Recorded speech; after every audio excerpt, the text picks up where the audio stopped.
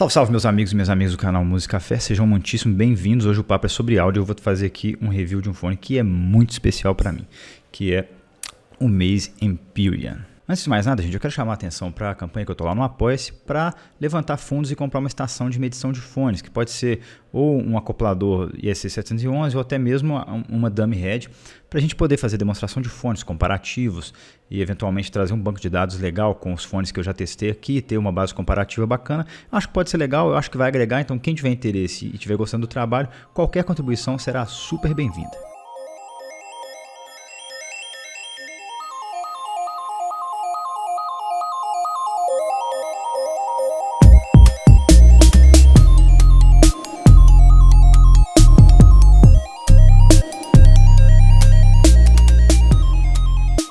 Vamos falar então sobre a marca. A Mase é uma marca que para mim é bastante icônica, porque eu acho o design deles muito interessante e ela é uma marca romena de Baia Mare, na Romênia, fundada pelo Antonio Mase em 2011. O Antonio Mase é um designer de produto que realmente dá para ver que ele é bem competente no que faz e ele começou meio que montando fones ali, uma coisa meio OEM, sabe? Botando o design dele em alguns fones, colocando peças de terceiros, chineses, tal, sem muita pesquisa e desenvolvimento próprios. E aí eles foram desenvolvendo um certo know-how e a partir de 2015, se não me engano, eles lançaram o Mase 99 Neo, que foi o fone feito totalmente por eles, pela própria Mase. E o fone fez um baita sucesso, inclusive ele apareceu até na lista, no portfólio da Drop, que na época, acho que não sei se ainda era Mass Drop, que foi a pedido das pessoas, né? A Drop ela costuma montar os catálogos de produtos baseado nos pedidos dos assinantes e dos membros da comunidade.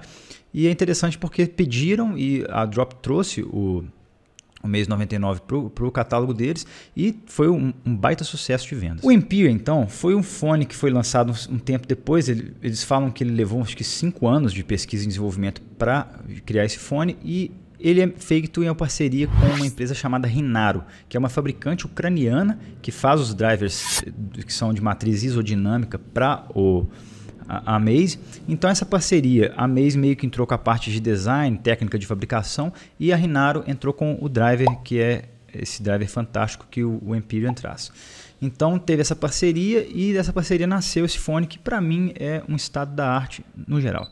Agora eu vou dar uma visão geral sobre ele. Ele é um fone que custa lá nos Estados Unidos $3.000 e aqui no Brasil ele pode ser encontrado por R$ 26.400 novo na German Audio, que é a importadora oficial. Eu não sei se existe outra importação oficial da Mase no Brasil, mas a que eu conheço é a German Audio. O Empyrean então é um fone circunaural aberto que traz um driver planar magnético, mas não é qualquer planar magnético.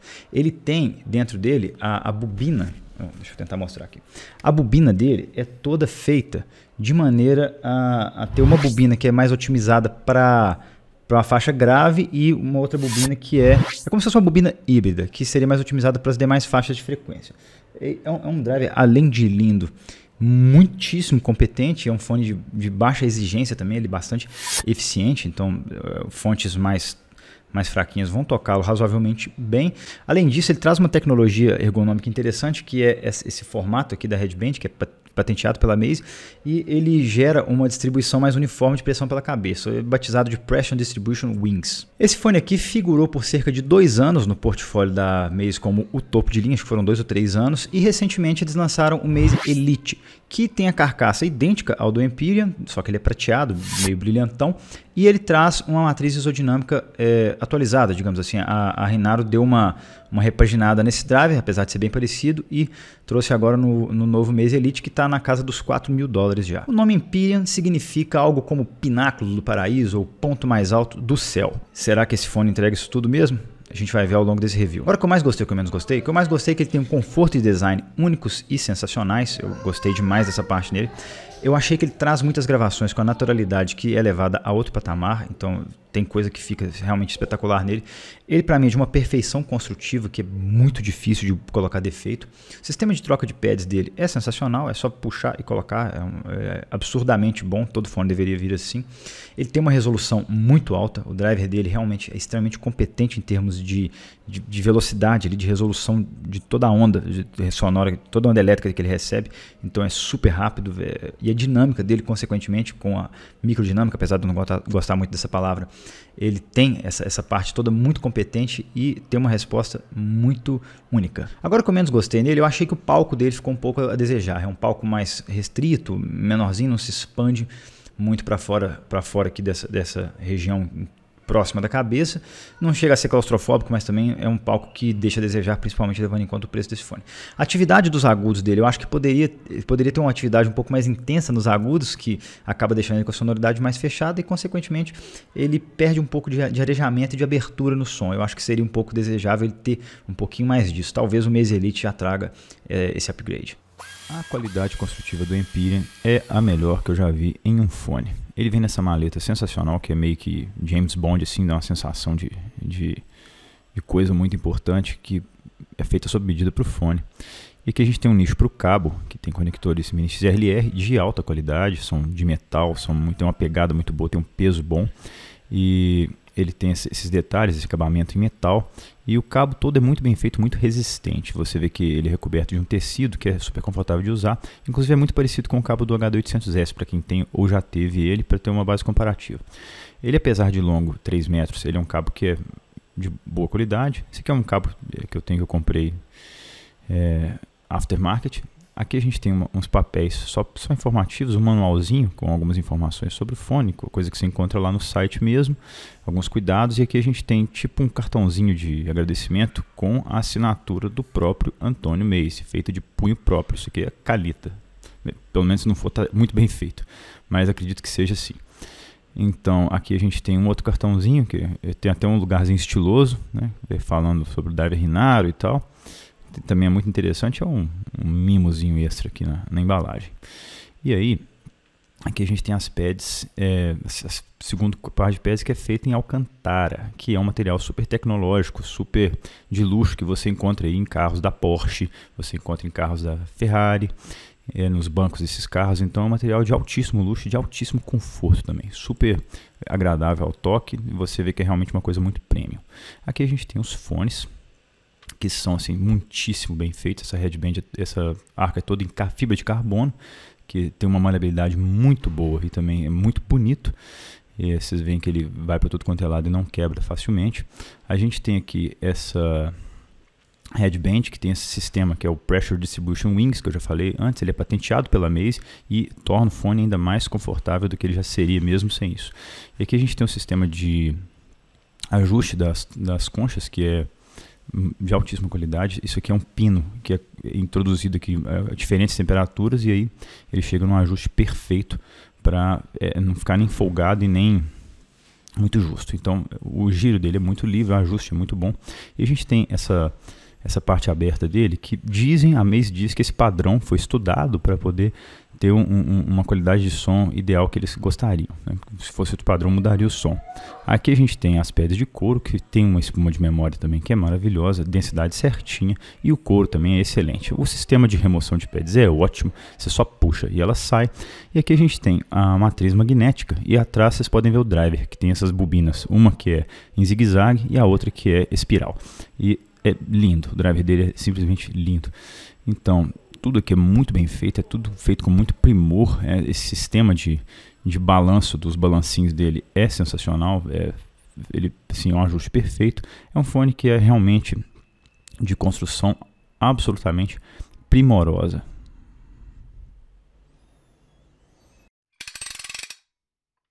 Sobre as especificações técnicas, como sempre, eu vou deixar o quadrinho aqui embaixo, e é interessante destacar que eles indicam que ele tem uma resposta de frequência de 4 Hz a 110 mil Hz, absolutamente fora da faixa audível, mas é o que a Mese afirma aqui. A sensibilidade dele é alta, é 100 dB por miliwatt, isso significa que ele é um driver eficiente que facilmente é tocado com uma fonte até mais simples, mas claro que é desejável uma fonte melhor para um fone de resolução tão alta. E ele tem só 31,6 ohms, o que requer que a fonte tenha uma impedância de saída relativamente baixa para não ter problema de distribuição de carga ali na hora de alimentá-lo.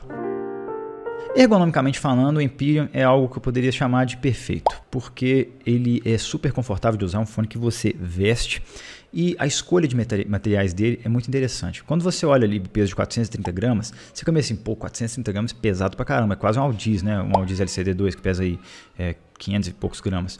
Então você fala, deve ser desconfortável. Só que esse sistema, essa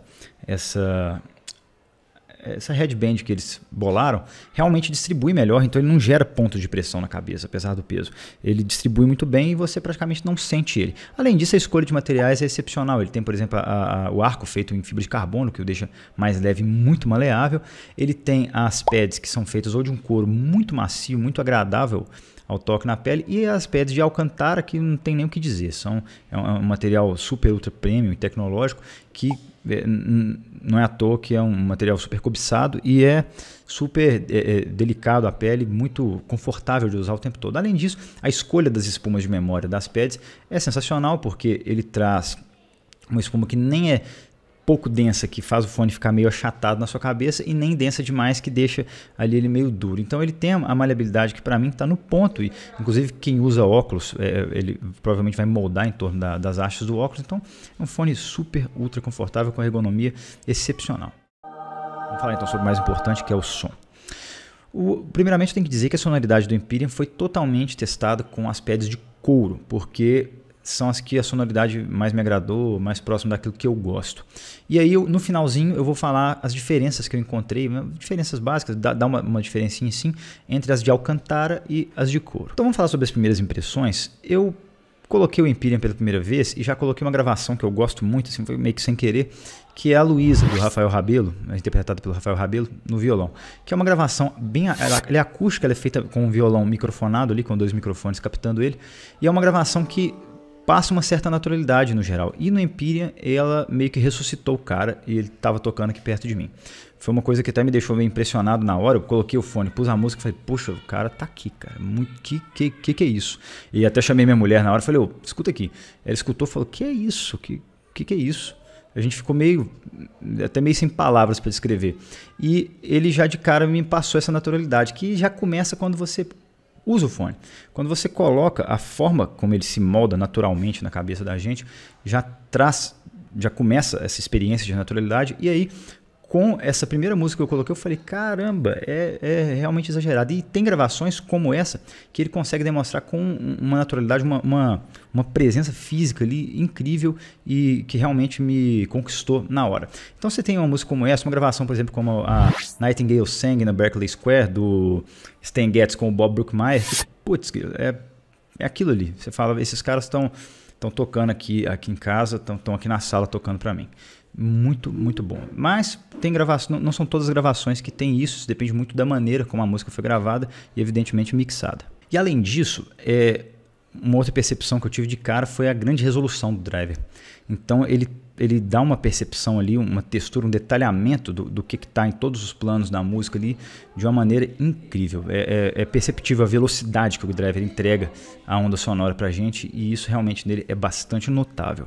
Tecnicamente falando, o Empyrean é um fone que tem um palco que realmente me decepcionou. Eu estava esperando colocar esse fone e sentir aquele palcão expandido, primeiro por ser um planar, que normalmente entrega palcos melhores do que os fones dinâmicos, por ser um fone aberto também, mas não, o palco dele é bem fechado, não chega a ser claustrofóbico, mas é fechado, e pelo preço eu falei, pô, poderia ter tido um palco mais desenvolvido aqui. Porém, o posicionamento de instrumentos e a separação deles no nosso palco sonoro é excepcional, é tipo indefectível. Então você consegue apontar com muita precisão onde que está cada coisa, mas faltou realmente essa expansão. E ele, além de tudo, entrega um detalhamento muito grande, ele consegue entregar uma resolução muito alta, e isso pode ser bom, mas pode ser ruim.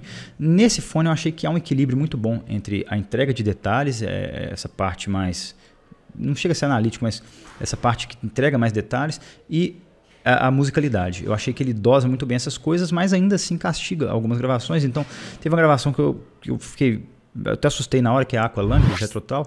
Coloquei lá despretensiosamente e falei, velho, que eco que é esse aqui na voz? Que é isso? Aí eu troquei de master, né? Coloquei outra versão, mesma coisa. Coloquei outro streaming, mesma coisa. Coloquei a versão FLAC que eu tenho aqui, mesma coisa. Falei, vai, bicho. Aí eu troquei de fone e aquilo ali sumiu. que aconteceu? Parece que ele é tão rápido, ele tem um driver com resolução tão alta que meio que o eco, o reverb da voz ficou um pouco mais para frente do que deveria. E isso aí fez com que ele assumisse um certo protagonismo e aquela gravação ficasse estranha. Ela não soou tão igual eu sempre tive acostumado. Então o eco ficou muito evidente e acabou tirando um pouco a atenção do resto da música. Isso eu não gostei. E tem um outro exemplo muito bom também, que é uma gravação legal pra caramba da Tiny Desk, com a Dua Lipa, que é legal, vou deixar o link aqui embaixo para quem quiser ver, lá do YouTube. Quem não conhece a Tiny Desk também, acho que é muito legal ver o trabalho deles lá, porque eles meio que levam músicos para tocar no estúdio deles, ou agora com a pandemia, na própria casa dos artistas, e eles meio que fazem uma apresentação ao vivo, só com a gravação qualidade de estúdio. Isso eu acho do caramba, porque você tem ali a performance do artista, né, toda a parte artística sendo entregue, mas a qualidade de som não é aquela qualidade de gravação ao vivo, é uma qualidade de estúdio. Então isso é absolutamente sensacional. Então recomendo pra caramba conhecer o trabalho lá do Tiny Desk, e essa gravação em particular da Dua Lipa, que é muito boa. Só que com o Imperial, de novo, o eco da voz ficou muito evidente. Então eu já tinha escutado com outros fones várias vezes essa gravação, e aí coloquei o Imperial lá, falei, vamos ver como é que ele se comporta com esse baixo. Tem um baixo muito bem tocado, e aí falei, velho, tá ruim por causa do eco. Então o eco ficou evidente demais. Isso aí às vezes atrapalha, né? Depende muito da percepção da pessoa, mas na minha percepção o eco assumiu um certo protagonismo que eu não gostei tanto assim. Então realmente ele dosa muito bem a parte da musicalidade com a parte do detalhamento, mas tem hora que ele castiga um pouco certas mixagens, certas gravações. Além disso, a capacidade dele de layering, por causa dessa microdinâmica e dessa resolução, eu não gosto muito dessa palavra de microdinâmica não, mas eu acho que é o jeito de descrever aqui. Então ele mostra muito bem as camadas da música, é o famoso layering. Então você coloca uma música eletrônica mais bem produzida, aquelas produções de engenheiro de áudio mesmo, aquelas coisas mais fodonas. Então você tem, por exemplo, uma Coulomb do Nicolas Yahar, que, bicho, você percebe exatamente cada camada ali da produção da música, assim, do cara, é indescritível, é só escutando mesmo para saber. Ou então você coloca, por exemplo, aquele álbum clássico aí, o Wandering, do Yossi Horikawa, e todas as músicas nesse álbum você escuta perfeitamente as camadas muito bem separadinhas e delineadas ali no palco que ele te mostra. Então isso realmente mostra a altíssima resolução que o driver dele entrega. Os graves do Imperial são certamente acima do que eu considero neutro. Então ele está ali um pouquinho, ele entrega um pouquinho mais de graves, isso corrobora com a tonalidade dele, que é um pouco mais para quente. Então ele tem um pouco mais de grave, sim, mas ele tem uma velocidade impressionante dos graves. Isso entrega muito impacto e também bastante textura. Então, principalmente ali na região que vai caminhando para os médios graves, o impacto ali é bem físico, assim, é muita velocidade. E ele também tem bastante extensão. Eu já tinha lido em alguns reviews antes que falaram, ele não tem muita extensão de graves, não tem muita extensão, mas não foi o que eu vi aqui. Ele vai facilmente abaixo dos 30 Hz, consegue entregar aquela extensão mais cavernosa, mais completa, e vai ali, sei lá, até 0 Hz provavelmente, quase. Então é um fone que realmente entrega extensão, diferentemente do que eu já tinha lido por aí. Então você coloca, por exemplo, uma música tipo Pray For Me, do Kendrick Lamar com The Weeknd, que é inclusive trilha sonora, faz parte da trilha sonora do Pantera Negra, que é um álbum sensacional, eu recomendo. E ali tem uma batida de médio grave muito potente. E o Imperial, cara, entrega uma pancada assim física muito rápida, muito é físico mesmo, muito legal. Então eu recomendo o álbum, a música, e nesse fone essa pancada é gostosa. E apesar dele ter esses graves um pouco para frente, eu não acho que ele perdeu naturalidade em função disso. Eu acho que ele ainda consegue trazer grande naturalidade em muitas gravações, mas quando você coloca uma música eletrônica dessa aí que tem uma maior quantidade de graves, você percebe que realmente os graves dele estão bem a norte do que seria um grave neutro. Vamos falar então dos médios. Para mim foi a região mais difícil de definir do Imperial. Eu escutei muitas gravações por muitos tipos diferentes de gravações, muitos tipos de gêneros diferentes para chegar numa definição mais precisa do que são esses médios deles. E cheguei à conclusão que são médios cheios. Para quem não está acostumado com os termos, um médio cheio é um médio que tem a frequência fundamental daquele timbre é mais forte do que os demais harmônicos. E aí, para quem não está muito familiarizado também com essa outra terminologia, é o seguinte, você tem... Por que um Lá 440 de um piano soa diferente de um Lá 440 do violão, que soa diferente de um violoncelo? Por causa do timbre. E o timbre nada mais é do que uma frequência fundamental, que no nosso exemplo aqui é o Lá 440, né, que é a frequência principal ali, e ela se desdobra em demais harmônicos. E são esses harmônicos somados à frequência frequência fundamental que formam o timbre. Então, quando você tem um fone que tem a resposta dessa frequência fundamental mais forte do que o resto da composição harmônica daquele timbre, a gente chama de uma sonoridade cheia. E realmente ele dá a sensação de que o instrumento está bem cheio, está com bastante corpo ali. Então, eu achei os médios dele bem cheios e nem por isso ele perde naturalidade, mas muitas gravações também são beneficiadas com isso. Então você escuta, por exemplo, um quinteto de cordas de Schubert.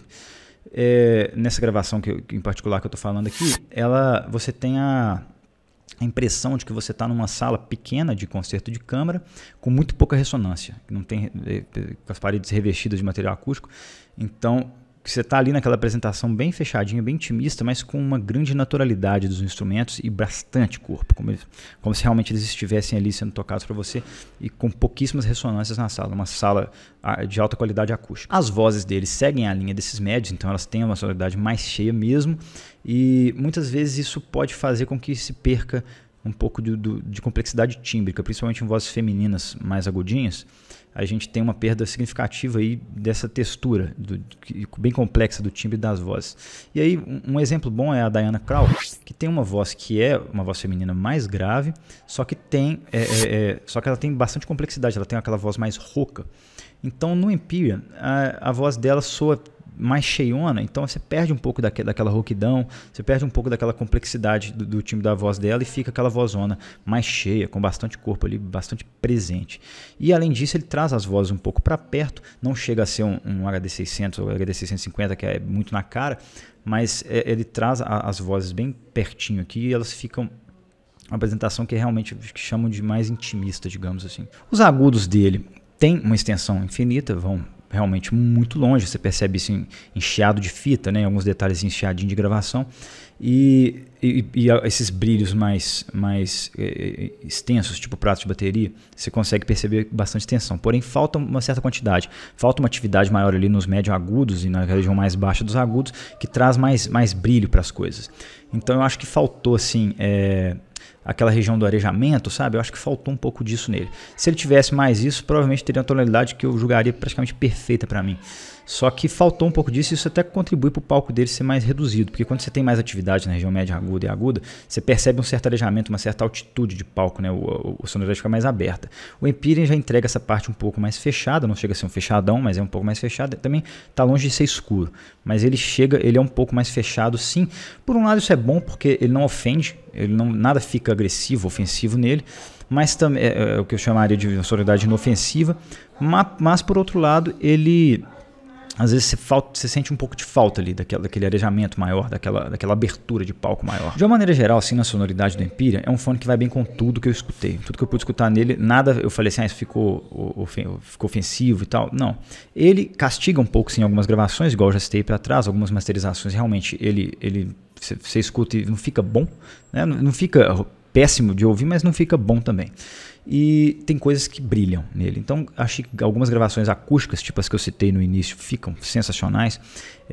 Música eletrônica bem produzida é o bicho, fica muito, muito bom por causa da resolução dele e dessa qualidade de graves que ele entrega.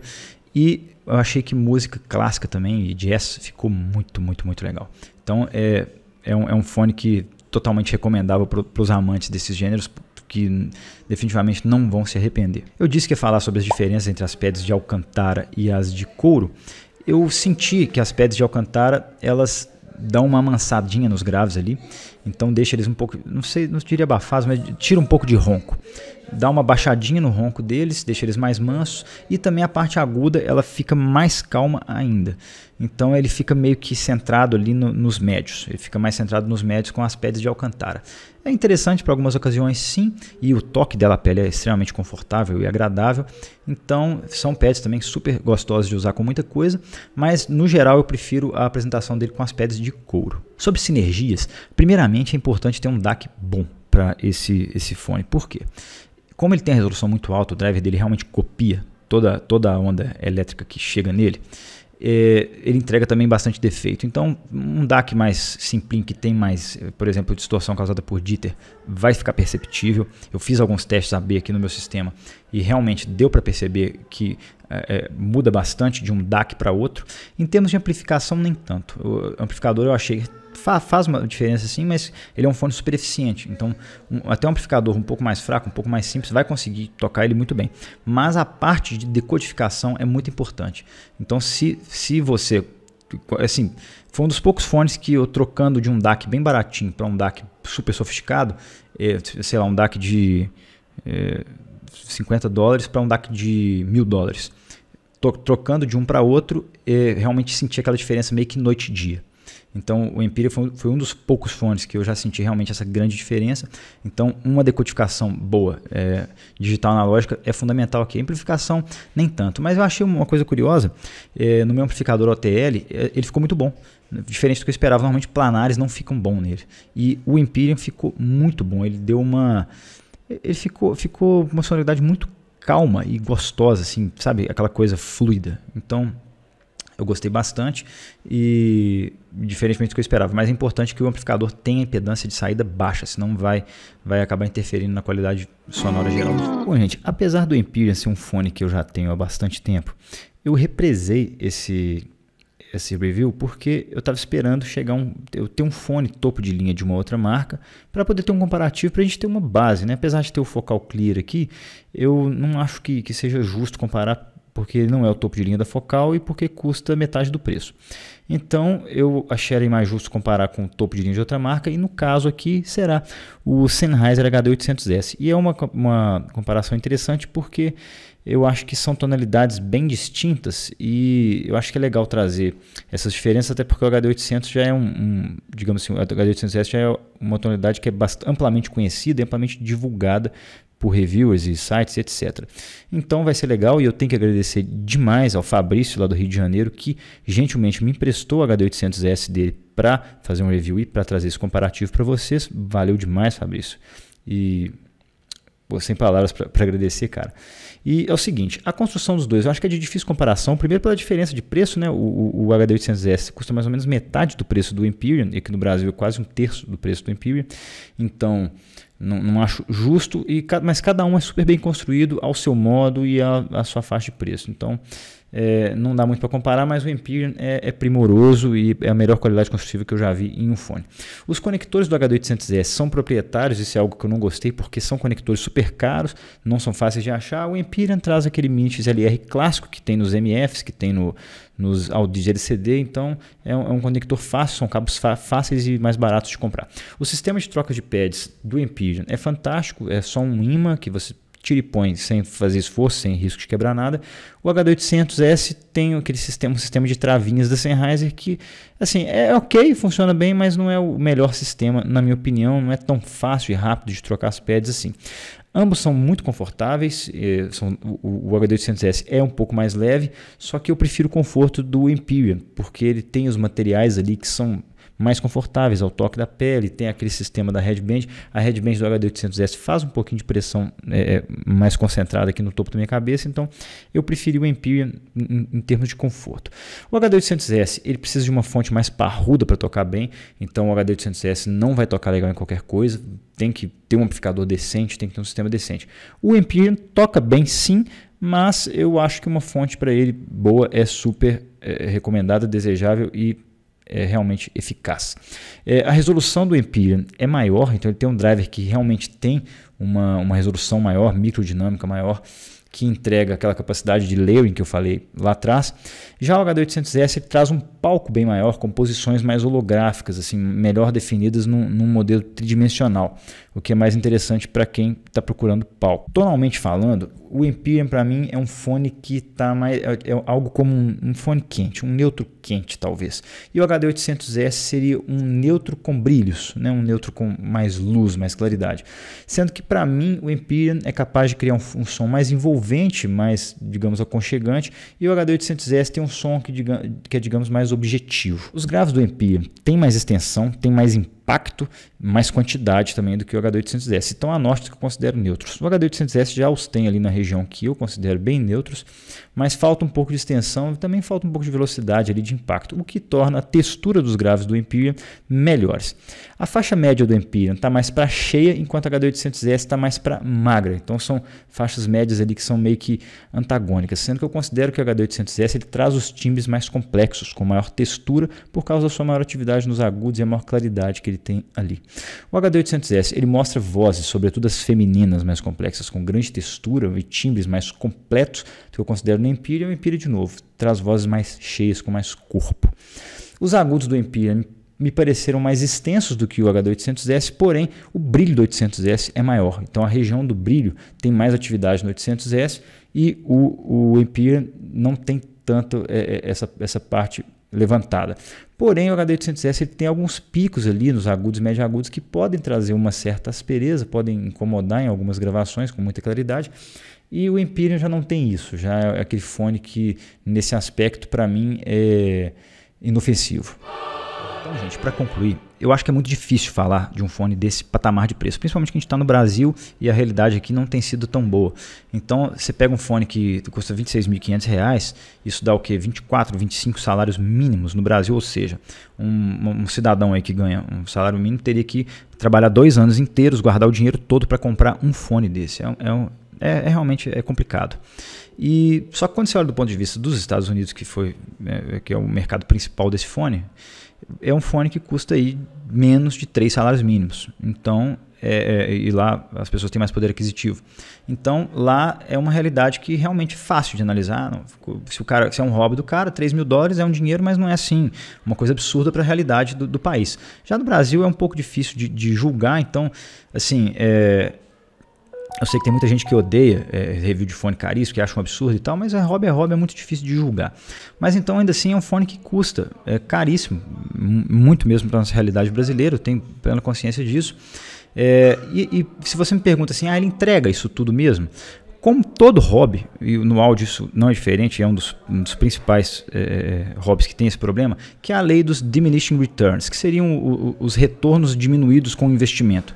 Quer dizer, se você comprar um fone de R$10, para um fone de 100, que dá R$90 de diferença, a diferença é brutal de qualidade. Então você pega, sei lá, um fonezinho desses de, sei lá, multilaser, baratinho, e compara com um KZ de R$100, o KZ vai dar um banho, assim, vai ser uma melhoria brutal. Se você pegar já esse de R$100 e comprar um de 500, vai ter bastante melhoria, mas já não vai ser essas coisas, e a diferença já pulou para R$400. Se você pegar esse de R$500 e comparar com um de R$3.000, você tem R$2.500 a mais, ou seja, 5 fones a mais do que aquele de 500, só que a melhoria já vai ser bem reduzida. E aí de um fone de R$3.000 para um de R$30.000, também a diferença já não vai ser um grande salto, vai ser uma diferença pequena, só que o investimento agora foi de 20 e tantos mil reais. Então, assim, essa lei se aplica a qualquer hobby que eu já pratiquei na vida, de esporte, café, áudio, fotografia, tudo, cara, tudo. Você chega em um patamar que para ter uma melhoria pequenininha, você vai ter que pôr um dinheiraço. Então aqui não é diferente, mas de qualquer maneira, o Empyrean é um fone que entrega uma qualidade construtiva que pode ser absurdamente boa. E até fones do mesmo preço você não encontra essa qualidade construtiva, entendeu? Até fones um pouco mais caros. Você pode pegar aí, eu não vou citar marcas, mas você pode pegar um fone aí que às vezes está no mesmo patamar de preço e você olha a qualidade construtiva dos dois e fala, né, realmente, esse aqui é um fone que deve custar mais caro, comparando com outros fones. Então realmente é impecável, mas em termos sonoros o ganho, primeiro que é uma questão de gosto, mas o ganho não é grande. Então não é uma coisa noite e dia quando você compara com um fone que custa 3, 4 mil reais, por exemplo um Hi-Fi meia Ananda, não é uma coisa noite e dia, e são tonalidades diferentes também. Então eu acho que é muito difícil julgar isso. Então o Empyrean é um fone que traz uma qualidade construtiva excepcional, ele é feito à mão na Europa, 1 por 1, tem um driver que é muito especial, que é realmente diferente, que é feito exclusivamente para ele por uma empresa ucraniana. Então ele envolve todo um processo de fabricação, design, patentes e tal. E é claro, o luxo, o mercado de luxo não tem jeito, realmente o preço sobe muito. E ele tem realmente uma escolha de materiais muito premium, tudo muito bem feito, tudo muito bem pensado ali, e você acaba pagando por isso tudo. A sonoridade dele é uma sonoridade única, muito interessante e que em alguns aspectos é bem incrível. Isso depende mais de gosto, claro. Para o meu gosto é um fone excepcional, que para as gravações e as coisas, gêneros que eu escuto, no geral, ele me deixou extremamente satisfeito, mesmo levando em conta o preço. E tudo isso aí é aliado a um conforto, uma naturalidade em vesti-lo que são fora de série.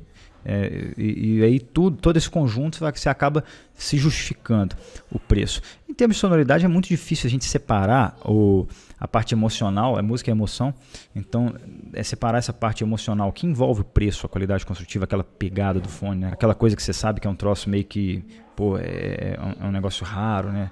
Então isso tudo acaba afetando sim nossa percepção de som. Pode ser que eu tenha tido uma percepção um pouco melhor do som dele por causa desse conjunto, mas de qualquer maneira é um fone que proporcionou para mim, sempre proporcionou experiências sensacionais com música e com o uso, e certamente o Empyrean é um dos melhores fones que eu já tive o prazer de ter na minha coleção, e todas as vezes usá-lo foi uma experiência extremamente prazerosa. Bom, gente, é isso. Essa foi a minha visão sobre o Meze Empyrean. Espero que vocês tenham gostado. Se vocês gostaram, dê um joinha. Se gostaram muito, se inscrevam no canal. Se não gostaram, dê o dedinho para baixo, mas por favor, me explica por quê, para eu melhorar da próxima vez. Um abração, até a próxima.